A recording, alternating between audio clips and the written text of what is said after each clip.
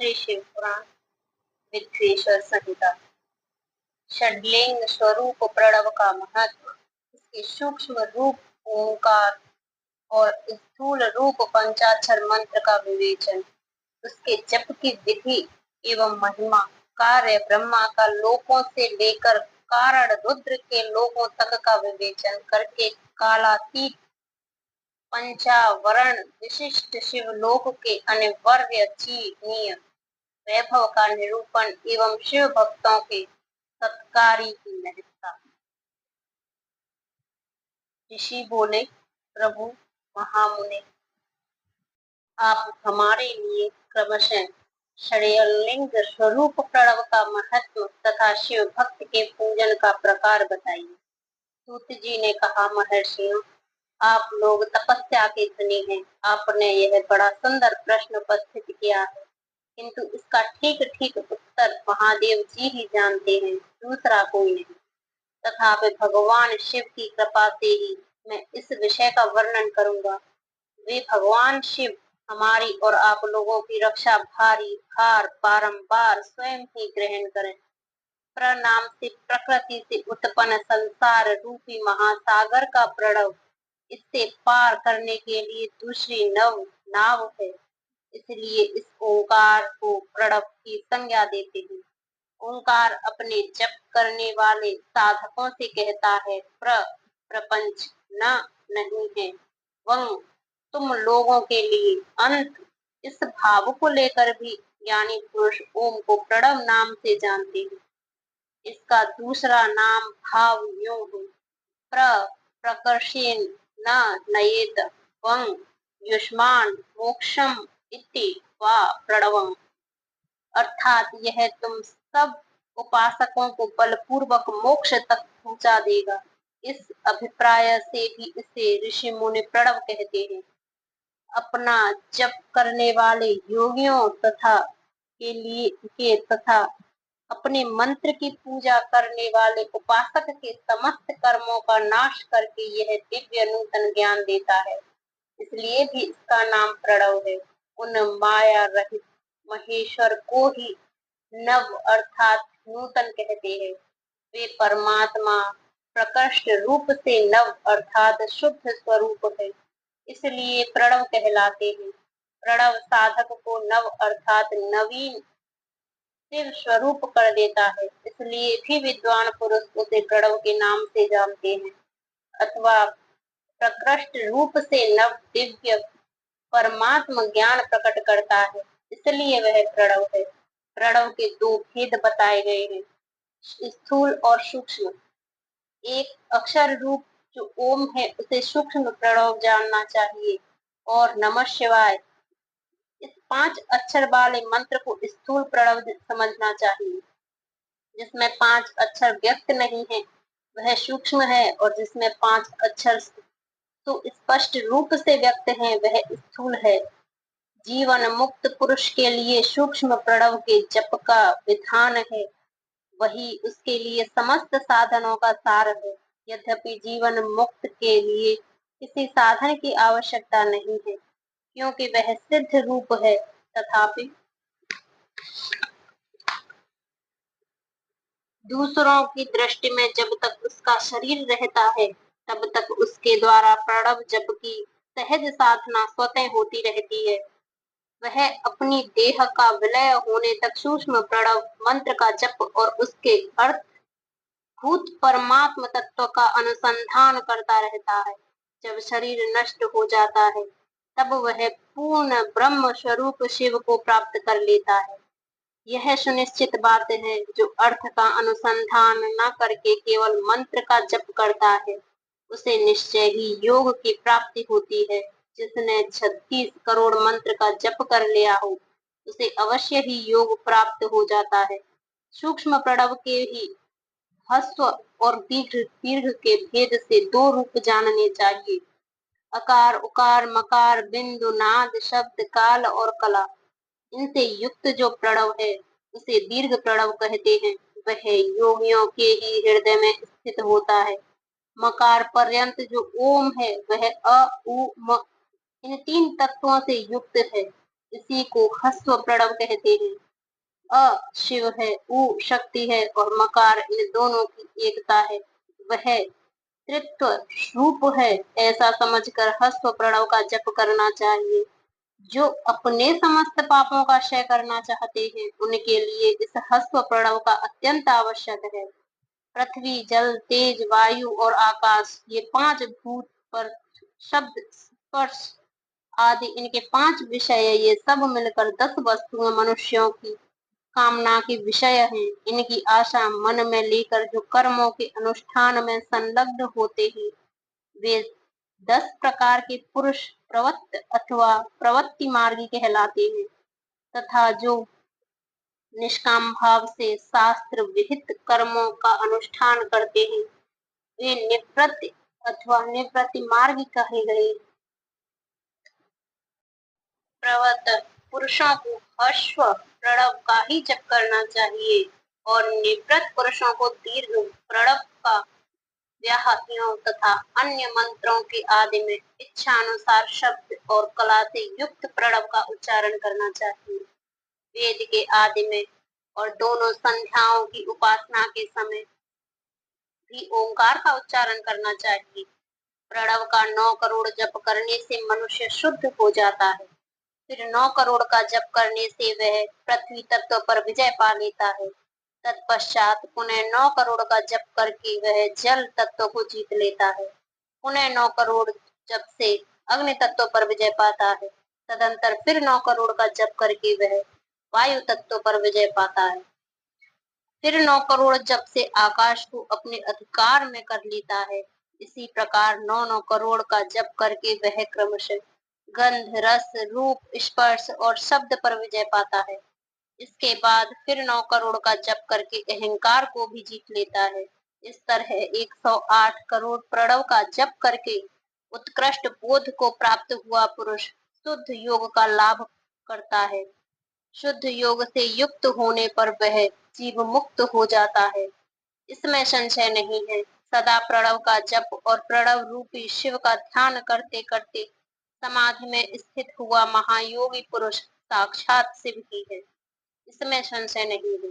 पहले अपने शरीर में प्रणव के ऋषि छंद और देवता आदि का न्यास करके फिर जप आरंभ करना चाहिए। अकार आदि मात्र का वर्णों से युक्त प्रणव का अपने अंगों में न्यास करके मनुष्य ऋषि हो जाता है। मंत्रों 10 विधि संस्कार मात्र का न्यास षड्भ शोधन आदि के साथ संपूर्ण नाश न्यास कर उसे प्राप्त हो जाता है। प्रवृत्ति तथा प्रवृत्ति निवृत्ति से मिश्रित भाव वाले पुरुषों के लिए स्थूल प्रणव का जप ही अभीष्ट साधक होता है। क्रिया, तप और जप के योग से शिव योगी 3 प्रकार के होते हैं, जो क्रमशः क्रिया योगी, तपो योगी और जप योगी कहलाते हैं। जो धन आदि वैभवों से पूजा सामग्री का संचय करके हाथ आदि अंगों से नमस्कार आदि क्रिया करते हुए इष्ट देव की पूजा में लगा रहता है, वह क्रिया योगी कहलाता है। पूजा में संलग्न रहकर जो परिमित भोजन करता है, ब्रह्म इंद्रियों को जीत कर वश में किए रहता और मन को भी वश में करके परद्रोह आदि से दूर रहता है, वह तपोयोगी कहलाता है। इन सभी सद्गुणों से युक्त होकर जो सदा शुद्ध भाव से रहता तथा समस्त काम आदि दोषों से रहित हो शांत चित्त से निरंतर जप किया करता है, उसे महात्मा पुरुष जप योगी मानते हैं। जो मनुष्य 16 प्रकार के उपचारों से शिव योगी महात्माओं की पूजा करता है, वह शुद्ध होकर सालोक्य आदि के क्रम से उत्तरोत्तर उत्कृष्ट मुक्ति को प्राप्त कर लेता है। द्विजों मैं मैं जब योग का वर्णन करता हूँ, तुम सब लोग ध्यान देकर सुनो।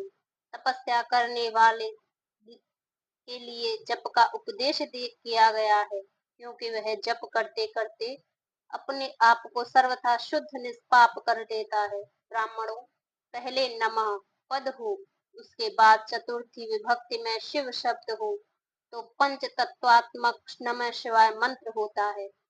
इसे शिव पंचाक्षर कहते हैं। यह स्थूल प्रणव रूप है इस पंचाक्षर के जप से ही मनुष्य संपूर्ण सिद्धियों को प्राप्त कर लेता है। पंचाक्षर मंत्र के आदि में ओंकार ध्वजो गुरु के मुख से पंचाक्षर मंत्र का उपदेश पाकर जहाँ सुख पूर्वक निवास किया जा सके, ऐसी उत्तम भूमि पर महीने के पूर्व पक्ष शुक्ल में प्रतिपाद से आरंभ करके कृष्ण पक्ष की चतुर्दशी तक निरंतर जप करता रहे। माघ और भादों के महीने अपने विशिष्ट महत्व रखते हैं। यह समय सब समयों से उत्तमोत्तम माना गया है। साधक को चाहिए कि वह प्रतिदिन एक बार परिमित भोजन करे, मौन रहे, इंद्रियों को वश में रखे, अपने स्वामी एवं माता पिता की नित्य सेवा करे। इस नियम से रहकर जप करने वाला पुरुष एक सहस्त्र जप से ही शुद्ध हो जाता है, अन्यथा वह ऋणी होता है। भगवान शिव का निरंतर चिंतन करते हुए पंचाक्षर मंत्र का 5 लाख जप करे। जप काल में इस प्रकार ध्यान करे, कल्याण दाता भगवान शिव कमल के आसन पर विराजमान है। उनका मस्तक श्री गंगा जी तथा चंद्रमा की कला से सुशोभित है। उनकी बाई जंघा पर आदिशक्ति भगवती उमा बैठी हैं। वहां खड़े हुए बड़े बड़े गढ़ भगवान शिव की शोभा बढ़ा रहे हैं। महादेव जी अपने 4 हाथों में मृग मुद्रा, टंक तथा वर एवं अभय की मुद्राएं धारण किए हुए हैं। इस प्रकार सदा सब पर अनुग्रह करने वाले भगवान सदाशिव का बारंबार स्मरण करते हुए हृदय अथवा सूर्य मंडल में पहले उनकी मानसिक पूजा करके फिर पूर्वाभिमुख हो पूर्वोक्त पंचाक्षरी विद्या का जप करें। उन दिनों साधक सदा शुद्ध कर्म की ही और दुष्कर्म से बचा रहे। जप की समाप्ति के दिन कृष्ण पक्ष की चतुर्दशी को प्रातःकाल नित्य कर्म करके शुद्ध एवं सुंदर स्थान में शौच संतोषादि नियमों से युक्त हो शुद्ध हृदय से पंचाक्षर मंत्र का 12 सहस्त्र जप करे। तत्पश्चात 5 सपत्नी ब्राह्मणों को जो श्रेष्ठ एवं शिव भक्त हों वरण करें। इनके अतिरिक्त एक श्रेष्ठ आचार्य प्रवर्त का भी वरण करें और उसे साम सदाशिव का स्वरूप समझें। ईशान, तत्पुरुष, अघोर, वामदेव तथा सद्योजात इन 5 के प्रतीक स्वरूप 5 ही श्रेष्ठ और शिव भक्त ब्राह्मणों का वरण करने के पश्चात पूजन सामग्री को एकत्र करके भगवान शिव का पूजन आरंभ करें। विधि पूर्वक शिव की पूजा संपन्न करके होम आरंभ करें। अपने ग्रह सूत्र के अनुसार सुखांत कर्म करके अर्थात परिसमूहन, उपलेपन, लेखन, मृदु, उद्धरण और अभ्युक्षण इन 5 भू संस्कारों के पश्चात वेदी पर स्वाभिमुख अग्नि को स्थापित करके कुशकंडिका के अनंतर प्रज्वलित अग्नि में आज्य भागांत आहुति देकर प्रस्तुत होम का कार्य आरंभ करें। कपिला गाय के घी से 11, 101 अथवा 1001 आहुतियां स्वयं ही दे अथवा विद्वान पुरुष शिव भक्त ब्राह्मणों से 108 आहुतियां दिलाएं। होम कर्म समाप्त होने पर गुरु को दक्षिणा के रूप में एक गाय और बैल देना चाहिए।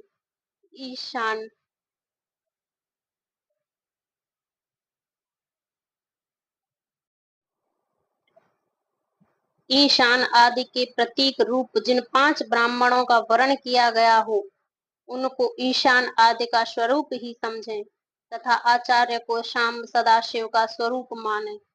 इसी भावना के साथ उन सब के चरण धोएं और उनके चरणोदक से अपने मस्तक को सींचें। ऐसा करने से वह साधक अगणित तीर्थों में तत्काल स्नान करने का फल प्राप्त कर लेता है। उन ब्राह्मणों को भक्ति पूर्वक दशांश अन्न देना चाहिए। गुरु पत्नी को पराशक्ति मानकर उनका भी पूजन करें। ईशानादि क्रम से उन सभी ब्राह्मणों का उत्तम अन्न से पूजन करके अपने वैभव विस्तार के अनुसार रुद्राक्ष, वस्त्र, बड़ा और पूजा आदि अर्पित करें। तदंतर दिक्पाल आदि को बलि देकर ब्राह्मणों को भरपूर भोजन कराए। इसके बाद देवेश्वर शिव से प्रार्थना करके अपना जप समाप्त करें। इस प्रकार पुरस्चरण करके मनुष्य उस मंत्र को सिद्ध कर लेता है। फिर 5 लाख जप करने से समस्त पापों का नाश हो जाता है। तदंतर पुनः 5 लाख जप करने पर अतल से लेकर सत्य लोक तक 14 भुवनों पर क्रमशः अधिकार प्राप्त हो जाता है। यदि अनुष्ठान पूर्ण होने के पहले बीच में ही साधक की मृत्यु हो जाए तो वह परलोक में उत्तम भोग भोगने के पश्चात पुनः पृथ्वी पर जन्म लेकर पंचाक्षर मंत्र के जप का अनुष्ठान करता है। समस्त लोकों का ऐश्वर्य पाने के पश्चात वह मंत्र को सिद्ध करने वाला पुरुष यदि पुनः 5 लाख जप करे तो उसे ब्रह्मा जी का समीप्य प्राप्त होता है। पुनः 5 लाख जप करने से सारूप्य नामक ऐश्वर्य प्राप्त होता है। 100 लाख जप करने से वह साक्षात ब्रह्मा के समान हो जाता है। इस तरह कार्य ब्रह्मा हिरण्य गर्भ का सायुज्य प्राप्त करके वह उस ब्रह्मा का प्रलय होने तक उस लोक में यथेष्ट भोग भोगता है। फिर दूसरे कल्प का आरंभ होने पर वह ब्रह्मा जी का पुत्र होता है। उस समय फिर तपस्या करके दिव्य तेज से प्रकाशित हो वह क्रमशः मुक्त हो जाता है। पृथ्वी आदि कार्य स्वरूप भूतों द्वारा पाताल से लेकर सत्य लोक पर्यंत ब्रह्मा जी के 14 लोक क्रमशः निर्मित हुए हैं। सत्य लोक से ऊपर क्षमालोक तक जो 14 भुवन है वे भगवान विष्णु लोक हैं। क्षमालोक से ऊपर शुचि लोक पर्यंत 28 भुवन स्थित हैं। शुचि लोक के अंतर्गत कैलाश में प्राणियों का संहार करने वाले रुद्रदेव विराजमान हैं। शुचि लोक से ऊपर अहिंसा लोक पर्यंत 56 भुवनों की स्थिति है। अहिंसा लोक का आश्रय लेकर जो ज्ञान कैलाश नामक नगर शोभा पाता है उसमें कार्यभूत महेश्वर सबको अदृश्य करके रहते हैं। अहिंसा लोक के अंत में काल चक्र की स्थिति है। यहाँ तक महेश्वर के विराट स्वरूप का वर्णन किया गया है। वहीं तक लोकों का तिरोधान अथवा लय होता है। उससे नीचे कर्मों का भोग है और उससे ऊपर ज्ञान का भोग। उसके नीचे कर्म माया है और उसके ऊपर ज्ञान माया। अब मैं कर्म माया और ज्ञान माया का तात्पर्य बता रहा हूँ। माँ का अर्थ है लक्ष्मी। उससे कर्म भोग यात प्राप्त होता है, इसलिए वह माया अथवा कर्म माया कहलाती है। इसी तरह माँ अर्थात लक्ष्मी से ज्ञान भोग यात अर्थात प्राप्त होता है, इसलिए उसे माया या ज्ञान माया कहा गया है। उपयुक्त सीमा से नीचे नश्वर भोग है और ऊपर नित्य भोग। उससे नीचे भी तिरोधान अथवा लय है, ऊपर नहीं। वहां से नीचे ही कर्म में पाशों द्वारा बंधक होता है, ऊपर बंधक का सदा अभाव है। उससे नीचे ही जीव सकाम कर्मों का अनुसरण करते हुए विभिन्न लोकों और योनियों में चक्कर काटते हैं। उससे ऊपर के लोकों में निष्काम कर्म का ही भोग बताया गया है। बिंदु पूजा में तत्पर रहने वाले उपासक वहां से नीचे के लोकों में ही घूमते हैं। उसके ऊपर तो निष्काम भाव से शिवलिंग की पूजा करने वाले उपासक ही जाते हैं। जो एकमात्र शिव की ही उपासना में तत्पर है वे उससे ऊपर के लोकों में जाते हैं। वहां से नीचे जीव जीव कोटि है और ऊपर ईश्वर कोटि। नीचे संसारी जीव रहते हैं और ऊपर मुक्त पुरुष। नीचे कर्म लोक है और ऊपर ज्ञान लोक। ऊपर मद और अहंकार का नाश करने वाली नम्रता है। वहां जन्म जनित तिरोधान नहीं है। उसका निवारण किए बिना वहां किसी का प्रवेश संभव नहीं है। इस प्रकार तिरोधान का निवारण करने से वहां ज्ञान शब्द का अर्थ ही प्रकाशित होता है। आदि भौतिक पूजा करने वाले लोग उससे नीचे के लोकों में ही चक्कर काटते हैं। जो आध्यात्मिक उपासना करने वाले हैं वे ही उससे ऊपर को जाते हैं। जो सत्य अहिंसा आदि धर्मों से युक्त हो भगवान शिव के पूजन में तत्पर हैं वे काल चक्र को पार कर जाते हैं।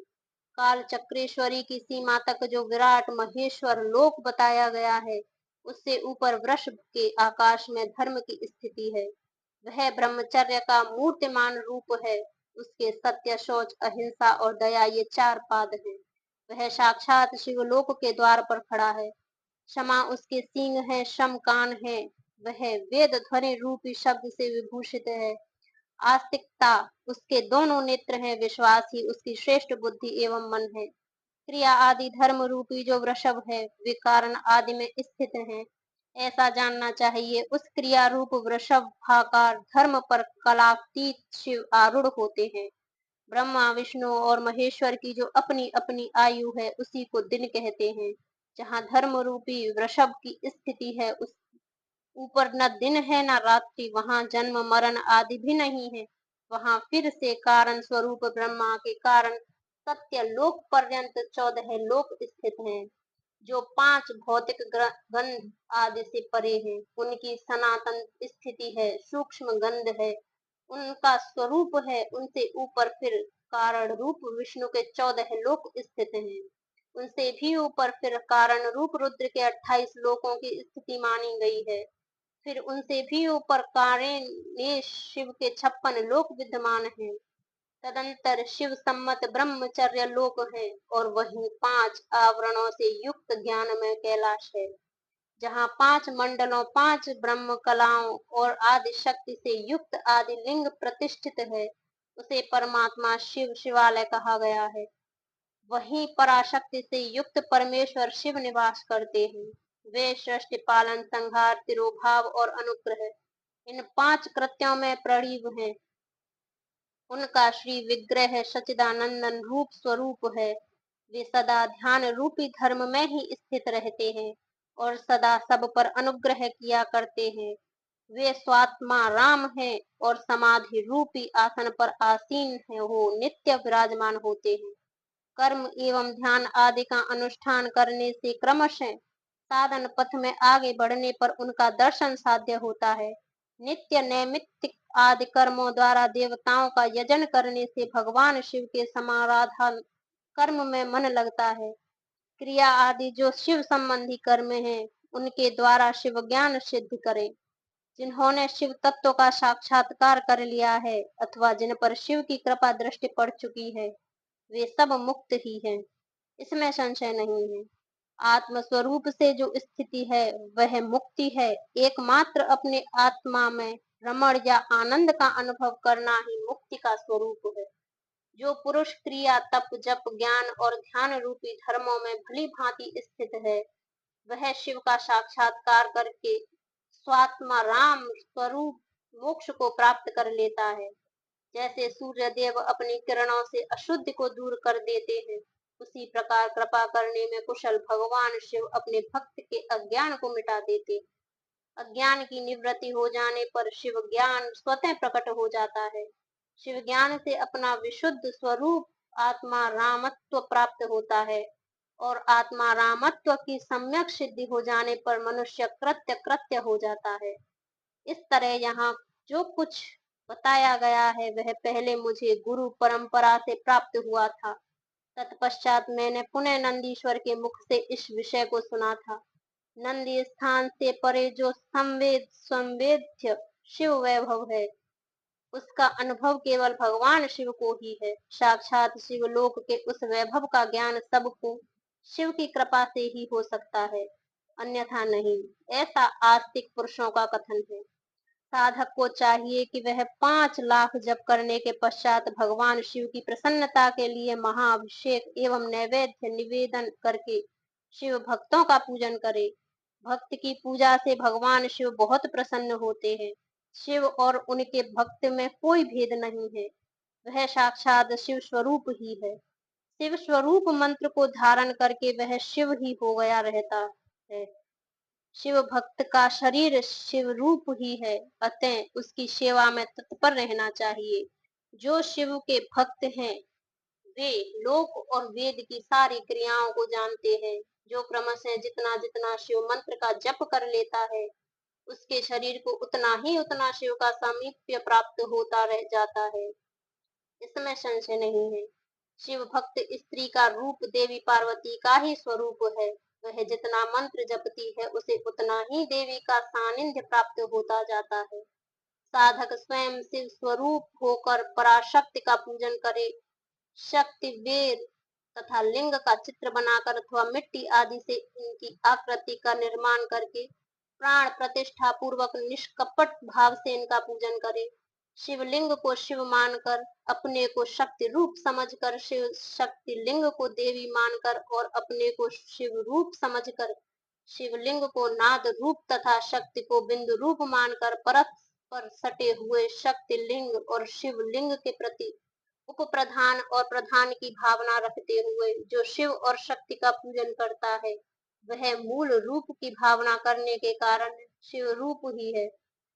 शिव भक्त शिव मंत्र रूप होने के कारण शिव के ही स्वरूप है। जो 16 उपचारों से उनकी पूजा करता है, उसे अभीष्ट वस्तु की प्राप्ति होती है। जो शिवलिंगोपासक शिव भक्त की सेवा आदि करके उसे आनंद प्रदान करता है, उसे विद्वान पर भगवान शिव बड़े प्रसन्न होते हैं।